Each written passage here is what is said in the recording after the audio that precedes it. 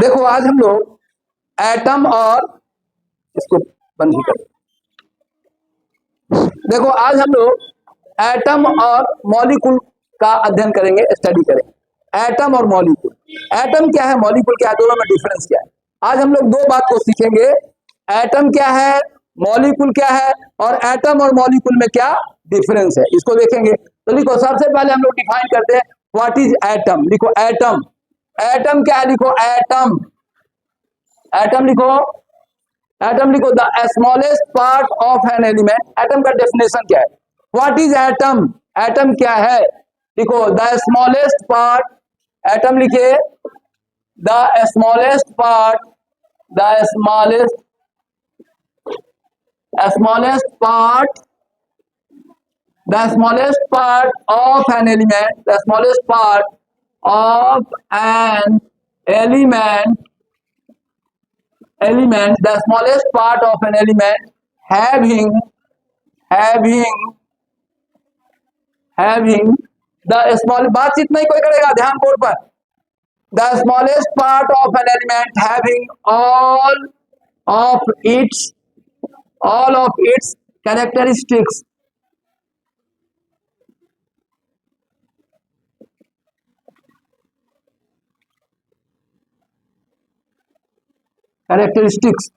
लिखो the smallest part of an element having all of its characteristics, having all of its characteristic, characteristic मतलब गुण, आचरण, आचरण गुण, कैरेक्टरिस्टिक्स मतलब हुआ गुण, आचरण क्या है। तो क्या बोले, द स्मॉलेस्ट पार्ट, अब हिंदी तुम से करवाएंगे अभी सबसे, क्या लिख रहा है, the smallest part of an element. अब जब हिंदी नहीं समझ रहे तो फिर हिंदी मीडियम बैच में पढ़ो, अभी देखेंगे खरा क्या बोल रहे हैं, इसका हिंदी बोल रहा है सबको, ध्यान से समझो। कैरेक्टरिस्टिक मतलब गुण, आचरण। तो द स्मॉलेस्ट पार्ट ऑफ, अभी क्लास के बाद याद हो जाना चाहिए सबको, 2 मिनट के बाद सुनेंगे किसको किसको याद हो गया। The smallest part of an element having all of its characteristics does not found in free state, does not found in free state, in free state but takes part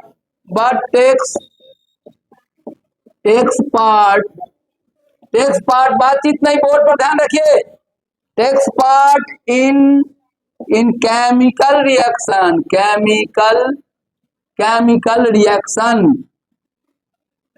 takes part in chemical reaction, लिखो but takes part in chemical reaction, यही लिखो but takes part in chemical reaction, सब note करो जल्दी,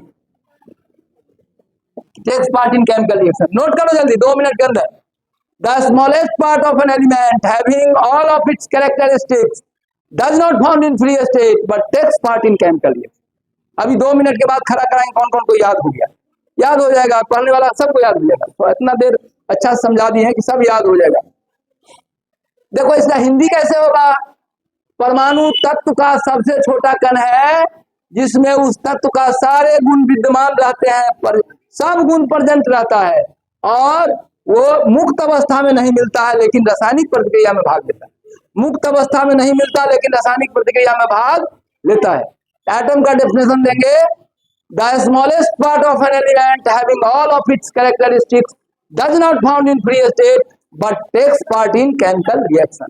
देखो atom का definition लिख लिया, देखो इसका हिंदी का बोलो तो, the smallest part of an element का मतलब हुआ किसी तत्व का सबसे छोटा कण है, यौगिक का नहीं, कंपाउंड का नहीं, किसका, एलिमेंट का, सोडियम का एटम, पोटासियम का एटम, कैल्शियम का एटम, ये तत्व का सबसे छोटा कण है, ठीक है। अभी डिफरेंस बताएंगे, एटम और मॉलिक्यूल को डिफरेंशिएट भी करेंगे तो पूरा बात और क्लियर हो जाएगा। ए बातचीत, इधर देखो, इधर सुनो, करिए इधर, एटम और मॉलिक्यूल, एटम किसको कहते हैं, बोलो तो हिंदी में एटम क्या होगा, बोलो व्हाट इज एटम।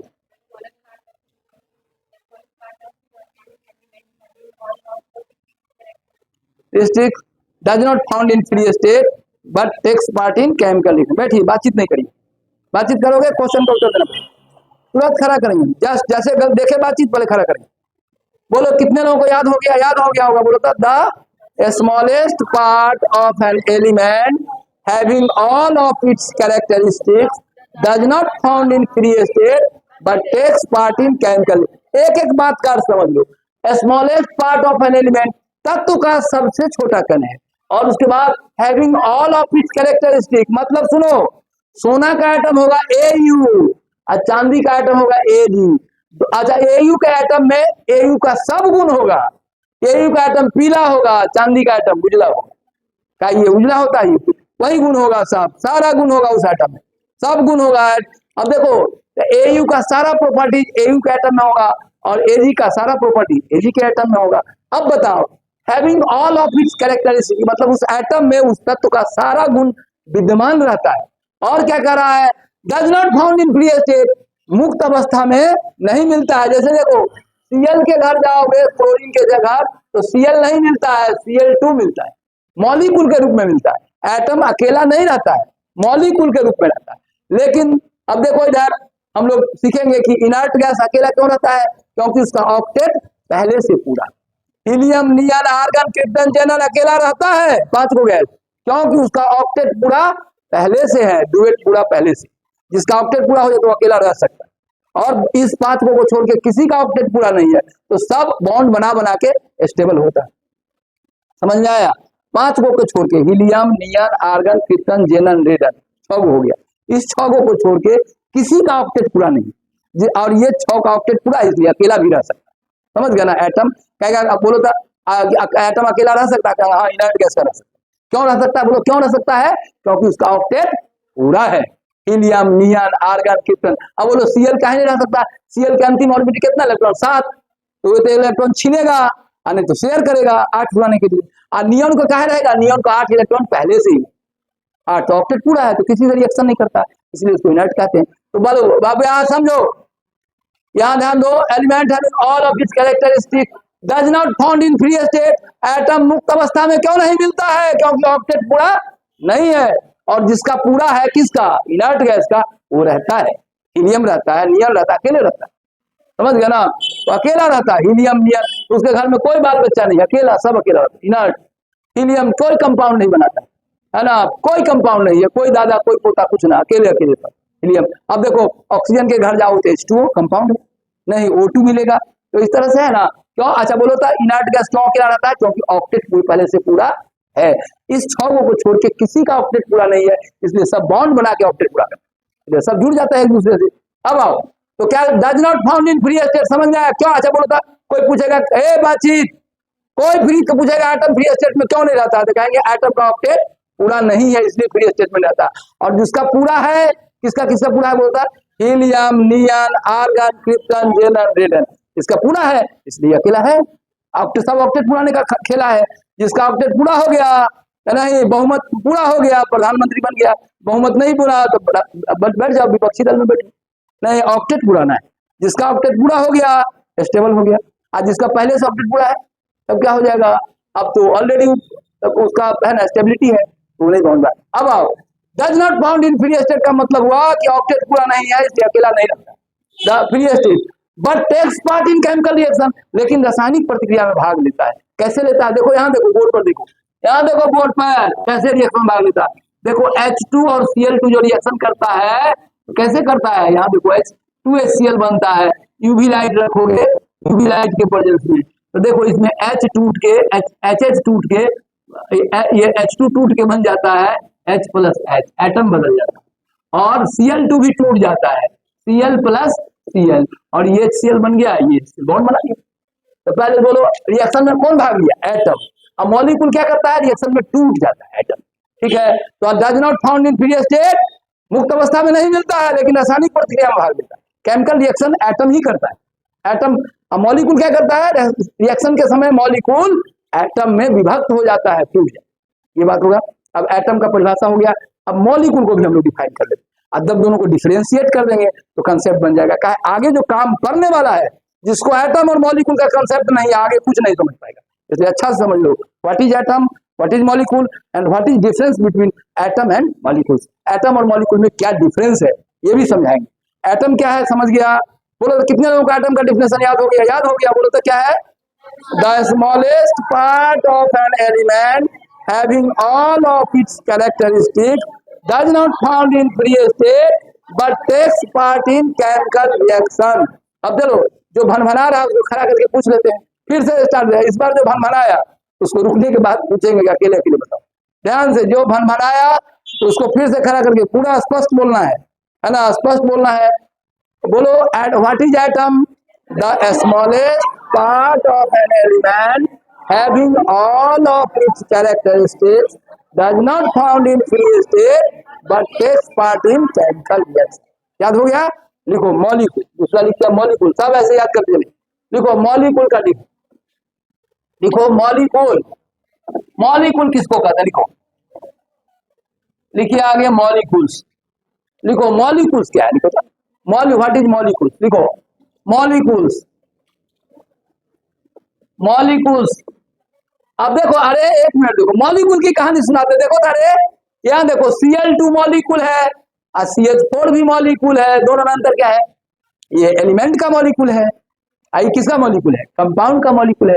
यदि एक ही तरह का एटम जुटा है तो एलिमेंट का मॉलिक्यूल है, और अलग अलग तरह का एटम जुटा है तो कंपाउंड का मॉलिक्यूल है।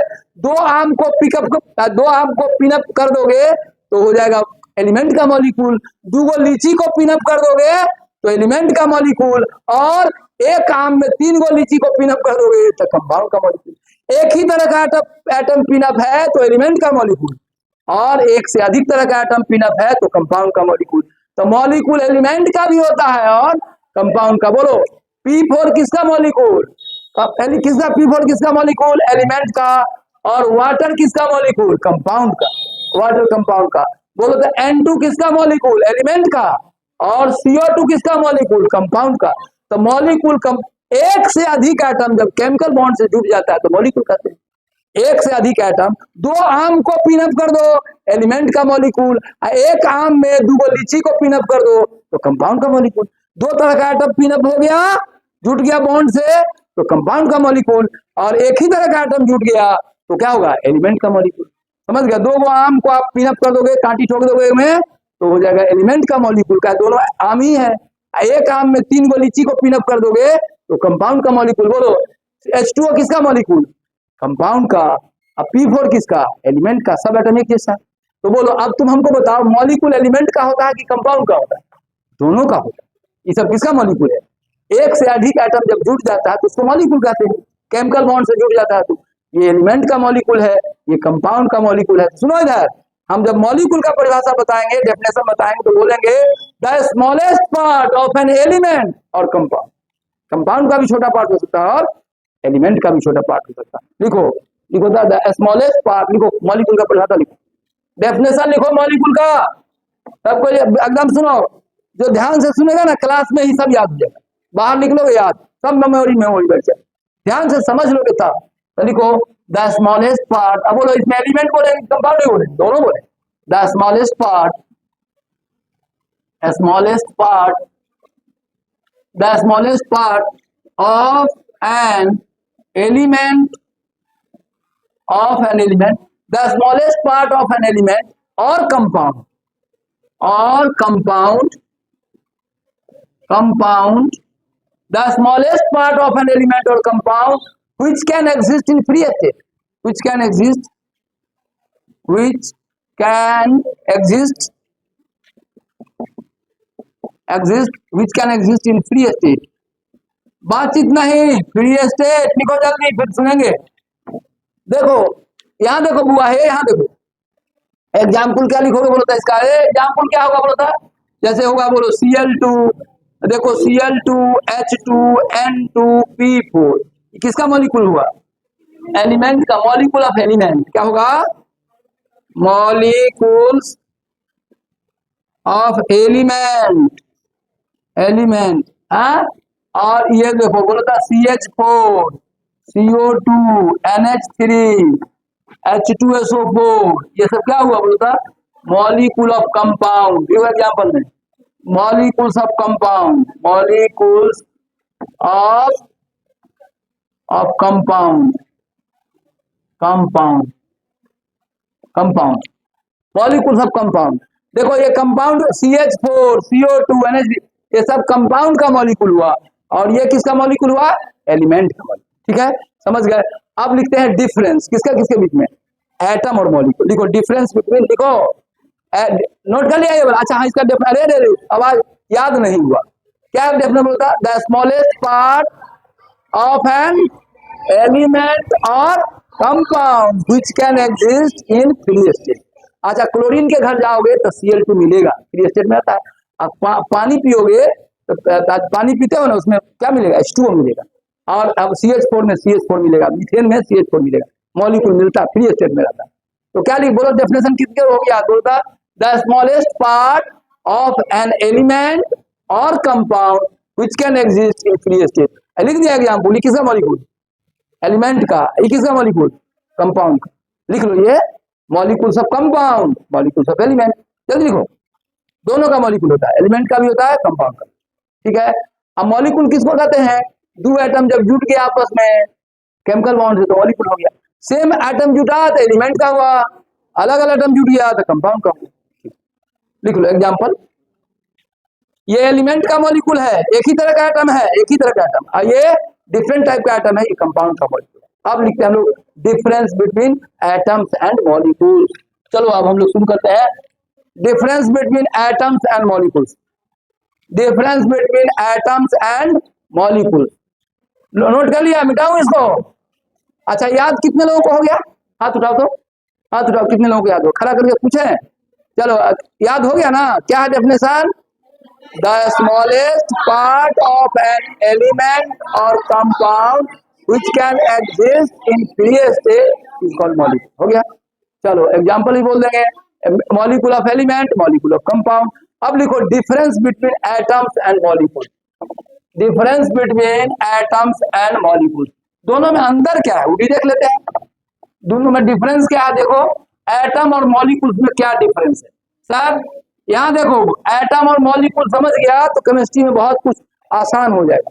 एक तरफ लिखो एटम, एक तरफ लिखेंगे एटम, यहां लिखो एटम, यहां लिखो मॉलिक्यूल, मॉलिक्यूल।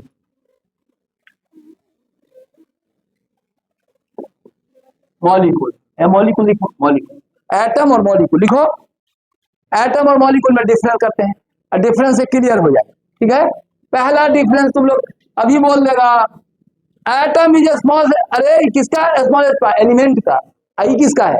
एलिमेंट का भी और कंपाउंड का। तो लिखो एटम इज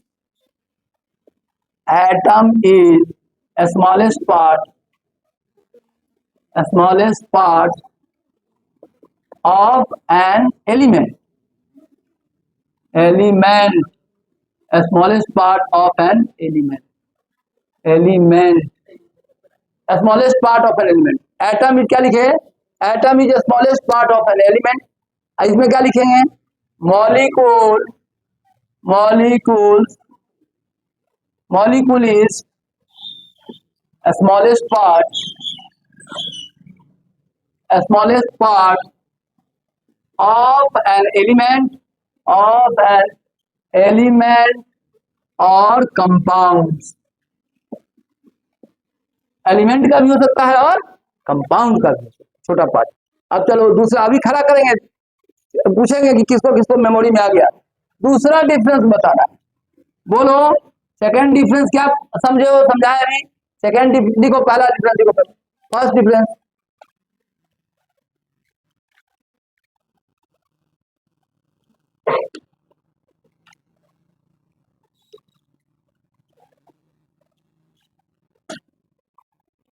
अच्छा, एटम क्या लिखेंगे? Atom does not exist in free state. Exception में कौन होगा बोलता? हीलियम, नियन। अच्छा, वो क्यों एग्जिस्ट करता है? क्योंकि ऑक्टेट पूरा है। तो लिखो एटम्स। अच्छा, ये छह को छोड़ के सब कोई एग्जिस्ट नहीं करेगा फ्री स्टेट। तो लिखो atoms, atom does not exist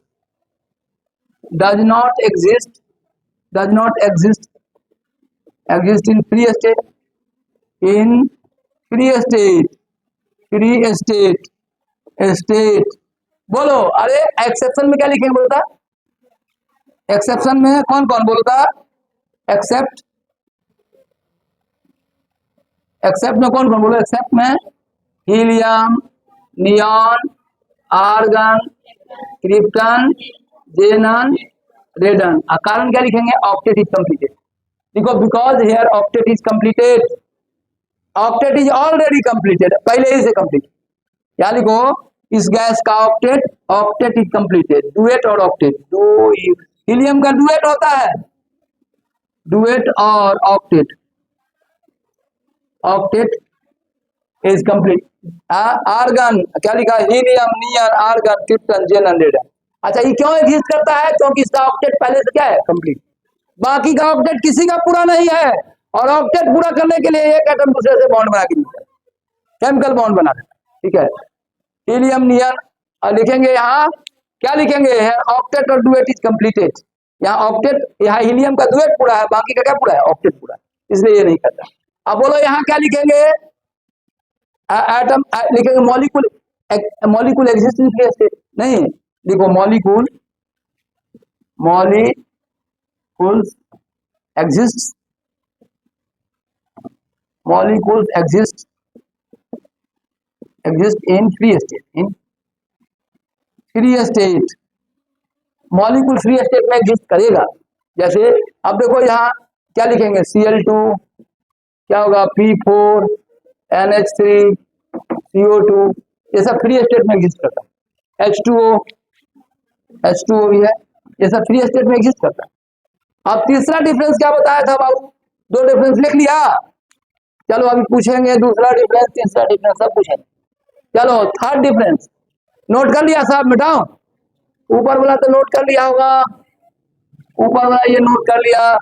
अब तीसरा डिफरेंस, थर्ड डिफरेंस बता रहे हैं, जल्दी लिखो तीसरा डिफरेंस। तीसरा डिफरेंस क्या बता समझाए थे, बोलता थर्ड डिफरेंस बताए थे कि atom takes part in chemical reaction, atom ही रासायनिक प्रतिक्रिया में भाग लेता है, मॉलिक्यूल क्या करता है, ब्रेक कर जाता है एटम में। देखो atoms, atoms takes part, takes, atom takes part in chemical reaction, in chemical reaction, atom takes part in chemical reaction, atom takes part in chemical reaction, atom ही रासायनिक प्रतिक्रिया में भाग लेता है, और मॉलिक्यूल क्या करता है, एटम में विभक्त हो जाता है, टूट जाता है। तो लिखो मॉलिक्यूल्स, इसका लिखो molecules breaks, molecules, molecules breaks, breaks into atom, into atoms, देखो molecules breaks into atoms during time of reaction,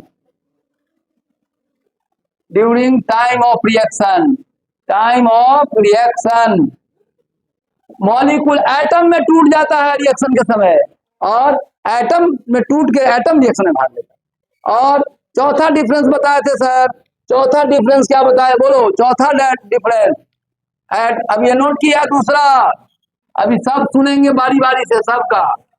चलो तीसरा याद हो गया, चौथा देखो, चौथा क्या बताए थे, एटम किस चीज से बना होता, बोलता atom, atoms are made up of electron, proton and neutron, नहीं एटम बोलो तो, अरे सोडियम का एटम बोलो तो Na का एटम हम लोग ले लेते, Na का एटम ले लेते हैं, सोडियम 1123, क्या होगा इसमें, 11 प्रोटॉन, नहीं 12 न्यूट्रॉन और प्लस 11 इलेक्ट्रॉन रहता है, बोलो सोडियम एटम में।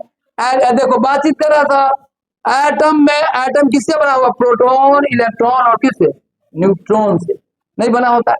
और बोलता मॉलिक्यूल किससे बना रहता है, एटम की जो H2OH, मॉलिक्यूल एटम के जुड़ने से बनता है, और एटम किससे बना रहता है, प्रोटॉन, इलेक्ट्रॉन और न्यूट्रॉन से।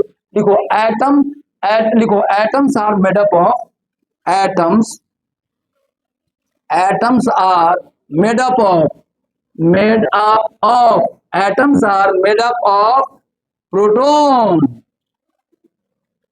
Ton, electron, electron and neutron, and neutron, atom electron, proton और न्यूट्रॉन से बना है। लिखो molecules are made up of, made up of कौन सी, atoms, molecule are made up of atoms, molecules are made up of atoms, molecule atom से मिलकर बना होता है, और एटम इलेक्ट्रॉन, प्रोटॉन और न्यूट्रॉन से मिलकर बना होता है, ठीक है। हाँ, ये 4 नंबर हो जाएगा, 4 नंबर, यहाँ 4 नंबर हो जाएगा। थैंक यू, ये 4 नंबर हो जाएगा, 4। अब एक और पॉइंट लिखा था, 5वां पॉइंट देखो, 5वां, 5 पॉइंट सुनेंगे 5वां पॉइंट, 5 सुनेंगे कौन कौन मैं बोलिए। एटम और मॉलिक्यूल में डिफरेंस आ गया, बहुत चीज क्लियर होते चला जाए। बार बार हम केमिस्ट्री में एटम मॉलिक्यूल बोलते रहेंगे, आज तुमको क्लियर हो गया एटम अलग होता है और मॉलिक्यूल अलग होता है। अब देखो 5वां डिफरेंस बताने जा रहा है, 5th डिफरेंस एटम और मॉलिक्यूल में। 5वां डिफरेंस क्या है बाबू, देखो इधर, एटम का जो न्यूक्लियस होता है वो न्यूक्लियर फोर्स से बना होता है। देखो इधर, यहाँ बहुत स्ट्रॉन्ग दुनिया है। एटम का जो न्यूक्लियंस होता है, ये देखो न्यूट्रॉन, अब प्रोटॉन को न्यूक्लियंस कहते हैं, इलेक्ट्रॉन। देखो यार, ये जो इलेक्ट्रॉन है ना, ये दुनिया का केमिस्ट्री बनाता है, केमिकल बॉन्ड बनाता है ऑक्टेट पूरा कर करके। और अंदर में एटम के अंदर में जो न्यूट्रॉन प्रोटॉन होता है, इसको न्यूक्लियंस कहते हैं। तो एटम में लिखे माने न्यूक्लियस ऑफ एटम, चाहे ऐसे कहें, nucleus of atom are bonded by nuclear forces. Nuclear force से बना होता है, उसे एटम बम, हाइड्रोजन बम, बहुत ताकत होता है उसके अंदर, न्यूक्लियर फोर्सेस से बना होता है। तो लिखेंगे nucleus of atom are combined by the कौन force, very strong force called nuclear force. कौन फोर्स से बना रहता है, लिखो लिखो, nucleus of atoms, nucleus of atoms of, 5वां difference, nucleus of atom, nucleus of atoms, nucleus of atoms are, nucleus of atoms are, लिखो न्यूक्लियस ऑफ एटम्स हैव, लिखो have nuclear forces, nuclear forces, ठीक है, forces. देखो nuclear forces से बना रहता है एटम, एक न्यूक्लियर फोर्स होता है उसके अंदर में, क्या nucleons are combined with nuclear forces. और लिखो, बोलो लिखो था, इसमें क्या होता है, मॉलिक्यूल में क्या होता है, केमिकल बॉन्डिंग। लिखो in molecules atom are connected through chemical bonding. In molecules, 5वां डिफरेंस, इन मॉलिक्यूल्स एटम्स, लिखिए atoms are connected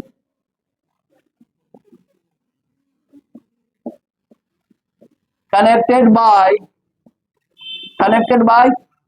chemical bonding, chemical force लिखो, केमिकल फोर्स से बता रहता है। केमिकल फोर्स मतलब केमिकल बॉन्डिंग, केमिकल फोर्स मतलब केमिकल बॉन्डिंग। तो एटम, जो मॉलिक्यूल में एटम केमिकल बॉन्ड से बना रहता है, और इसमें न्यूक्लियस में जो न्यूक्लियंस है वो न्यूक्लियर फोर्सेस से बना होता है। बढ़ाएंगे, आईआईटी के लिए पढ़ाना है, सुना जाए, तुमको ज्यादा पढ़ना है केमिकल फोर्सेस, केमिकल बॉन्ड, आगे आईआईटी में फिजिक्स में पढ़ोगे, केमिस्ट्री में पढ़ाएंगे न्यूक्लियर फोर्सेस पढ़ाएंगे। वो बहुत इंपॉर्टेंट फोर्स है, बहुत स्ट्रॉन्ग फोर्स होता है, बहुत स्ट्रॉन्ग फोर्स होता है। अब तुम समझते हो, ये सुना जाए, बात समझो कैसे मजबूत होता है। अरे न्यूक्लियस बहुत कम जगह पर एगो प्लस और बीच में रहता है न्यूट्रॉन, समझ गए। और दोनों प्लस प्लस फैट उठाए हुए रहता है, खिसक के बैठ। प्लस प्लस में कौन फोर्स लगेगा, अरे दोनों प्लस है, इसमें कौन फोर्स लगेगा, प्लस प्लस में कौन फोर्स, रिपल्सिव फोर्स। इसको बांध के कौन रखता है, न्यूक्लियर फोर्स, कौन बांध के रखता है, पढ़ाएंगे न्यूक्लियर फोर्स क्या होता है। दो प्रोटॉन है, दोनों एक दूसरे को धक्का मारने के रहता है, फैट मारने के, और दोनों को जो बांध के रखता है फोर्स, इसी को कहते हैं कौन फोर्स। दो बहुत स्ट्रॉन्ग फोर्स होता है, बहुत स्ट्रॉन्ग। मास्टर बहुत बदमाश हो, एक गलती पर 20 डंडा मारे, पूरा क्लास शांत रहे, है ना। बदमाश बच्चा, दो दुश्मन भी है, अगले बगल में शांत बैठल रहेगा। कहा कि टीचर, यदि बदमाश टीचर हो, बहुत बदमाश टीचर हो, जो एक एक गलती पर 20 डंडा मारते हो, तब उस क्लास में देखो ओम शांति बना रहता है, वो है ना। दूगो मारपीट करने वाला बच्चा भी शांति से बैठा रहता, कुछ बोलेगा भी नहीं, चुपचाप। कहा कि टीचर आगे 10 डंडा इधर 10 डंडा इधर, है ना, तो वो एकदम शांत हो जाए। तो देखो न्यूक्लियर फोर्स उतना ही स्ट्रांग होता है। दूगो प्रोटॉन जो एक दूसरे को धक्का मारते रहता है और डर से बैठा रहता है न्यूक्लियस। कौन फोर्स बांध के रखता है उसको, न्यूक्लियर फोर्स बहुत स्ट्रांग होता है। प्रोटॉन भी दूगो प्रोटॉन जो दो प्रोटॉन जो एक दूसरे को धक्का मारता है, रिपल्सिव फोर्स क्रिएट करता है, उसको भी शांत करेगा। ठीक से बैठ, एकदम शांत होकर हल्ला नहीं करेगा, सब शांत होकर प्रोटॉन बैठा रहता है। कौन फोर्स से बना रहता है बोलता? न्यूक्लियर फोर्स से। न्यूक्लियस के अंदर में न्यूट्रॉन, अब एक प्रोटॉन रहता है कि बहुत प्रोटॉन रहता है? सोडियम में 11 प्रोटॉन रहता है, सब अगले बगल में बैठा रहता है, और डर से बधा कौन फोर्स को बांध के रखता है? Nuclear force. अब बोलो, केमिस्ट्री में देखो था H2O में देखो तो यहाँ O और H, यहाँ न्यूक्लियर फोर्स नहीं है, केमिकल बॉन्ड है। नहीं, मॉलिक्यूल में एटम कौन फोर्स से बना है बोलता? मॉलिक्यूल में एटम कौन फोर्स से बना है? कौन फोर्स है? केमिकल फोर्स, केमिकल बॉन्ड से बना हुआ है। और न्यूक्लियस में दो प्रोटॉन कौन फोर्स से बना हुआ है? न्यूक्लियर फोर्स से बना। दोनों पढ़ना है, आईआईटी के बच्चों को दोनों पढ़ना है। आज हम लोग यहीं पर रुकेंगे। टाइम कितना हो गया? 8:43। चलो मोबाइल निकालिए, अभी हम पूछ, मोबाइल निकालो, मोबाइल निकालिए।